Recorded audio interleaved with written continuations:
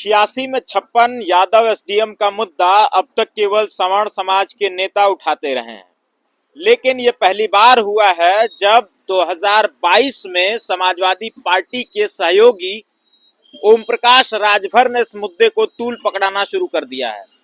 एक प्रेस वार्ता के दौरान ओम प्रकाश राजभर ने कहा कि अगर समाजवादी पार्टी ब्राह्मणों की इतनी ही हितैषी है तो फिर 85 में 56 यादव एसडीएम क्यों बना, उसमें ब्राह्मणों की भागीदारी कितनी थी। हालांकि इस बार इसका खंडन कई बार किया जा चुका है, वास्तविक आंकड़े लोगों के बीच आ चुके हैं। हकीकत इसकी यह है कि उस समय जब अनिल यादव लोक सेवा आयोग के अध्यक्ष हुआ करते थे तो उस वक्त केवल 6 यादव एसडीएम हुए थे, लेकिन यह भ्रांति समय समय पर फैलाई जाती रही है। अब पहली बार ओम प्रकाश राजभर ने इस बात को कहा है और सीधे तौर पे आरोप लगाया है कि समाजवादी पार्टी की जब सरकार थी तो केवल यादवों को नौकरियों में भरा जाता था, यादवों की सुनवाई होती थी। अब सीधे तौर पे कह रहे हैं। इसी पे बातचीत करने के लिए हमारे साथ समाजवादी पार्टी के फायर ब्रांड नेता लौटनाम निषाद जी हैं, बातचीत करेंगे। सर, कैसे देखते हैं इस मामले को? धन्यवाद आपके चैनल के जो भी व्यूअर हैं, मैं आग्रह करूंगा लाइक करके, सब्सक्राइब करके, शेयर करके जनता तक सही बात पहुंचाने में मदद करें। यह ओम प्रकाश राजभर का जो बयान आया है कल का कि 85 में 56 यादव एसडीएम बनाने वाले ब्राह्मणों का सम्मान क्या करेंगे। उस समय जब 56 एसडीएम बनाए तब ब्राह्मणों को कितना रखा। पहली तो बात की है भारतीय जनता पार्टी जो प्रोपगंडा की कि 86 में 56 यादव एसडीएम हो गए, यहां तक कि मुख्यमंत्री ने खुद 2 बार विधानसभा के अंदर 86 में 56 यादव का एसडीएम बनाए जाने का आरोप लगाकर समाजवादी पार्टी को घेरने का प्रयास किया। मैंने चैलेंज के साथ कहा था कि योगी आदित्यनाथ हमारे पूर्वज के मठ से निकल करके आए हैं, अगर 86 में 56 यादव एसडीएम की सूची अगर सार्वजनिक कर देंगे तो लौटर राम शौचालय साफ करने के लिए तैयार है। लेकिन अभी तक योगी आदित्यनाथ जी ने हम लोगों के प्रश्नों का जवाब नहीं दिया और यह जो प्रोपगंडा किया जाता है, मैं इसका इतिहास और भूगोल आपके सामने बताना चाहता हूं। जब मायावती जी प्रदेश की मुख्यमंत्री थी, उत्तर प्रदेश लोक सेवा आयोग के माध्यम से पीसीएस भर्ती का विज्ञापन आया था जिसमें 30 पद एसडीएम के थे और उसका अंतिम परिणाम जो था 14 अगस्त 2013 को उस समय आया जब सूबे के मुख्यमंत्री माननीय अखिलेश यादव जी थे। 30 में 5 यादव जो है कि ओबीसी कोटा से हुए थे, 1 यादव ओवरलैपिंग किया था, कट ऑफ मार्क मेरिट के आधार पर अनारक्षित में चयनित हुआ था।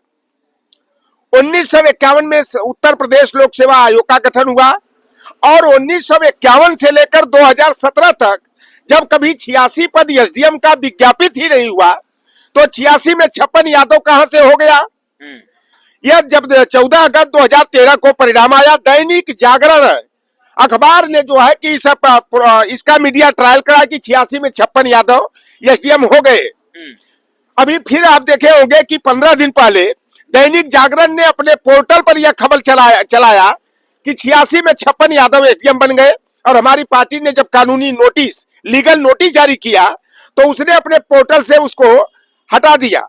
ये यादव समाज को जो है लंबे समय से, नई बात नहीं है, यादव समाज को हकमार बता दिया जाता है। यादवों ने सारे अति पिछड़ी निषाद मल्ला, केवट कश्यप, राजभर की, चौहान की, लोधी की, किसान की नौकरियों को छीनने का काम किया। 2006 की बात है जब नेताजी प्रदेश के मुख्यमंत्री थे, उस समय पुलिस और पीएससी में भर्ती हुई थी और 38% यादव के बेटे और बेटियां पुलिस पीएससी में चयनित हुए थे। मायावती जी ने आरोप लगाया कि समाजवादी पार्टी एक जाति विशेष के लोगों को पुलिस में भर्ती कर रही है, लेकिन यादव समाज मेहनती कौम है, कॉम्पिटिटिव कास्ट है। जब मायावती जी 2007 में मुख्यमंत्री बनी और 2008 में पुलिस की भर्ती हुई तो 42.3% यादव पुलिस और पीएससी में भर्ती हो गए। इसी तरह कल्याण सिंह का कार्यकाल रहा हो, चाहे राजनाथ सिंह का कार्यकाल रहा हो, 41% यादव जो है कि पुलिस और पीएससी में भर्ती हुआ। यह ओम प्रकाश राजभर जिस तरह से पागलपन का परिचय देते हुए फिर एक बार यह आरोप लगाना कि 86 में 56 वो 85 का है। मुख्यमंत्री जी ने तो 46 में 56 यादव की बात 2 बार विधानसभा के अंदर का, जो कि एक संवैधानिक पद पर बैठे हुए हैं। अब बात आती है कि देखिए, यादव से मैं इसीलिए कहता हूं कि यादव से ईर्ष्या नहीं, यादव से प्रतिस्पर्धा करो। अगर यादव मेहनत करके, गाय भैंस पाल करके, दूध दही बेच करके अपने बेटे बेटी को अच्छी शिक्षा दिलाता है तो राजभर को कोई रोक रहा है कि अपने लड़के से मछली मरवाओ, सीधरी पकड़वाओ? निषाद को कोई रोक रहा है? बिंद केवट चौहान को कोई रोक रहा है कि आप अपने बेटे और बेटियों को पढ़ाई लिखाई न कराकर मछली मरवाओ, तुम्हें सरकारी नौकरी मिल जाएगी? यह बातें जब मैं पहले कहता था तो मुझे यादवों का प्रवक्ता, यादव महासभा का प्रवक्ता, यादवों का दलाल तक कहा जाता था। यही निषाद पार्टी वाले और यही ओम प्रकाश राजभर की पार्टी वाले हमारे बेटे और बेटियों ने यादवों से कंपटीशन किया और मेरे घर में 3 नौकरी 1 महीने में आई कि मेरी बेटी एक इंटर कॉलेज में टीचर हुई, एक बेटी मेरी प्राइमरी में हुई और मेरा बेटा कैंपस सेलेक्ट हुआ। जबकि मेरा बेटा तेतर था और जब पैदा हुआ था हमारी अम्मा को खबर जब मिली तो वो बेहोश होकर के गिर गई थी। हमने पूछा ये ऐसा क्या हुआ, तबीयत खराब है क्या? मेरी माँ ने कहा कि भैया तो ही तो 7 लड़कवन में सबसे नीक लड़का रहा है और तुम्हारे तेतर लड़का हो गया। हमने कहा इसका मतलब क्या है? तेतर बेटी राज रचावे, तेतर बेटा भीख मंगावे। और मेरा तेतर बेटा पॉलिटेक्निक टॉप करके पहली नौकरी अगर मेरे घर में मिली तो मेरे बेटे को मिली, क्योंकि हमारे बच्चों ने यादवों से कंपटीशन किया पढ़ाई लिखाई में, तब आगे आगे बढ़े। अब यह बात जो ओम प्रकाश राजभर है, इस समय चाहे पंकज चौधरी का बयान आया, ब्रिजेश पाठक का बयान आया कि समाजवादी पार्टी जो है ब्राह्मणों को अपमानित करती है। ब्राह्मणों को असली सम्मान तो भारतीय जनता पार्टी में मिलता है। और मैं बता दूं कि भारतीय जनता पार्टी में जो है कि चाहे कोई जाति, ओबीसी एससी एसटी की जातियां हो, चाहे ब्राह्मण समाज की जातियां हो, वर्तमान परिवेश में ये मोहरे के तौर पर आगे की जाती है, केवल वोट के लिए जो है चारा के तौर पर इस्तेमाल की जाती है। और समाजवादी पार्टी जो है कि नेता बनाने का काम करती है। हमारे यहाँ किसी को मुखौटा नहीं, नेता बनाया जाता है जिसके कलम में ताकत होती है। और ब्राह्मणों के सम्मान का सवाल तो मैं बता दूं कि जब समाजवादी पार्टी का गठन हुआ, संत कबीर नगर के रहने वाले ब्रजभूषण तिवारी जी नेताजी के बगल में बैठते थे, रमाशंकर कौशिक जी दूसरी तरफ बैठते थे, जनेश्वर मिश्रा को हमारी पार्टी में छोटे लोहिया कहा जाता था और नेताजी हमेशा अपने बगल में बैठाने का काम करते थे। और आपसे बता दूं कि जब नेताजी प्रदेश के मुख्यमंत्री थे तो विधानसभा का अध्यक्ष माता प्रसाद पांडे को बनाया गया। जब माननीय अखिलेश यादव जी 2012 से 2017 तक प्रदेश के मुख्यमंत्री थे, माता प्रसाद जी को जो है विधानसभा का अध्यक्ष बनाया गया। आज देखिए कि प्रतिपक्ष का सबसे बड़ा पद अगर होता है तो नेता प्रतिपक्ष का होता। आज माता प्रसाद पांडे जी हमारी पार्टी के हैं, वह नेता प्रतिपक्ष है। और समाजवादी पार्टी की सरकार जो 2012 से 2017 तक की थी, उस सरकार में देखेंगे कि हमारी पार्टी ने जो है ब्रह्माशंकर त्रिपाठी को, चाहे वो राजा राम पांडे हो, शिवाकांत ओझा हो, मनोज पांडे को कैबिनेट मंत्री बनाया। विजय मिश्रा जो गाजीपुर से सदर से आज विधानसभा है, वहां ब्राह्मण का वोट 4000 भी नहीं है, लेकिन वहां 432 वोट से जीते और उनको जो है स्वतंत्र प्रभार दे करके जो है धर्मार्थ विभाग और संस्कृति विभाग का मंत्री बनाया गया। पवन पांडे को मंत्री बनाया गया, अभिषेक मिश्रा को बनाया गया। और जनेश्वर मिश्रा जी के नाम पर एशिया का सबसे बड़ा पार्क अगर किसी ने बनाया तो समाजवादी पार्टी की सरकार ने बनाई। हमारी पार्टी में जहां नीतियां बनाई जाती हैं उस ट्रस्ट का नाम जेएमटी यानी जनेश्वर मिश्रा ट्रस्ट रखा गया। और हमारे नेता ने ब्राह्मण समाज का सम्मान करते हुए, जनेश्वर मिश्रा का सम्मान करते हुए, उनके भाई तारकेश्वर मिश्रा को कैबिनेट मंत्री का दर्जा दिया। उनकी बेटी मीना तिवारी को जो है राज्य मंत्री का दर्जा दिया गया। यह हमारी पार्टी का। आप लोकसभा का चुनाव देखिए 2014 का, जब हमारा पीडीएफ फार्मूला चला, उस समय जो हमारी पार्टी ने डायरेक्ट 5 ब्राह्मण समाज का उम्मीदवार दिया, जिसमें सनातन पांडे जीत करके आए हुए हैं।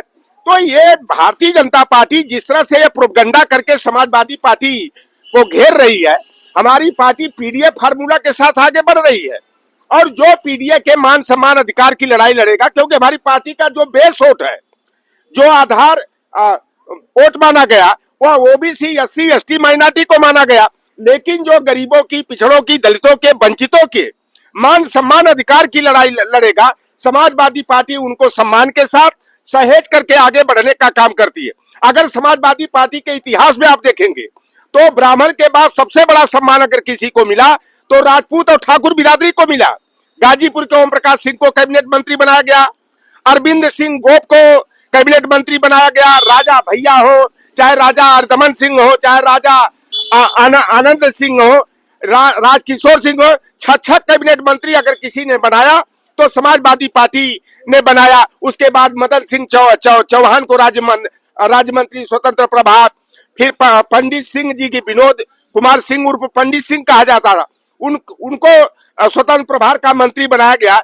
डेढ़ दर्जन ब्राह्मण और ठाकुर बिरादरी के लोगों को अखिलेश यादव की सरकार में जो है मंत्री बना करके सम्मान देने का काम किया गया।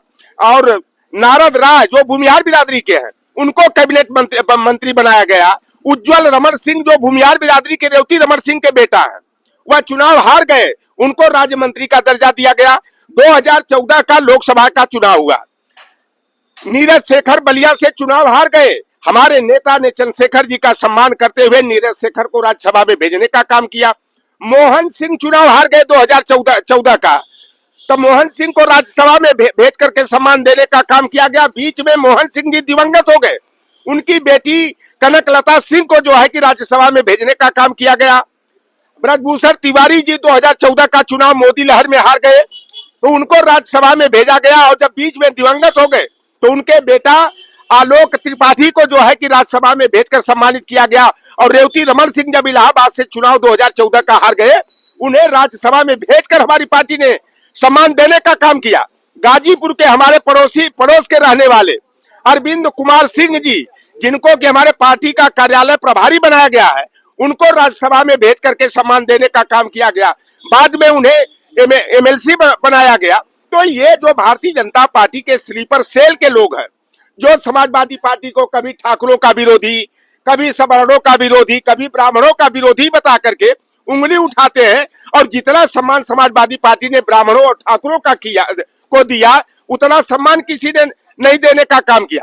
लेकिन कष्ट उस बात का होता है कि जिस जलेश्वर मिश्रा जी के नाम पर इतना बड़ा एशिया का पार्क बनाया गया, उनके नाम पर ग्राम विकास योजना को संचालित किया गया, जलेश्वर मिश्रा ग्राम विकास योजना। उनके गांव में 2014 के लोकसभा चुनाव में मात्र 3 वोट मिला था।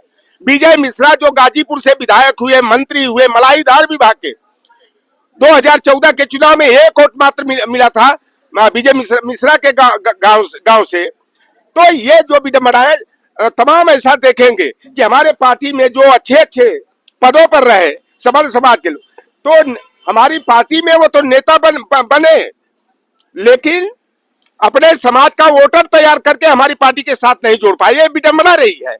लेकिन हमारा जो समाजवादी पार्टी का पीडीए फार्मूला है, हम लोग पीडीए फार्मूला के साथ लोकसभा चुनाव 2024 में जिस तरह से जो है भाजपा को मुंह की खिलाने को मजबूर किया, नाक रगड़वा दिया, 2027 के विधानसभा चुनाव में 3/4 बहुमत की अखिलेश यादव जी के नेतृत्व में सरकार बनाएंगे, क्योंकि जनता परिवर्तन चाह रही है। और ओम प्रकाश राजभर ने जो ये बयान दिया है कि 85 में 56 यादव एसडीएम बनाने वाले ब्राह्मण समाज को सम्मान नहीं देते हैं, ओम प्रकाश राजभर पर हम जो है कि सलाह मशविरा करके मैं एफआईआर दर्ज कराऊंगा, मानहानि का दावा करूंगा। जो इस तरह का झूठा बयानबाजी करके समाज को गुमराह करने का काम करते हैं, ऐसे लोगों पर कानूनी कार्रवाई होनी चाहिए। जैसे दैनिक जागरण पर लीगल नोटिस भेजा गया, वैसे ओम प्रकाश राजभर को भी लीगल नोटिस भेज करके अगर माफी नहीं सार्वजनिक रूप से मांगते हैं समाजवादी पार्टी के लोगों से, यादव समाज से, तो ओम प्रकाश राजभर के ऊपर जो है झूठे बयानबाजी के लिए इन पर जो है कि मानहानि का मुकदमा किया जाएगा।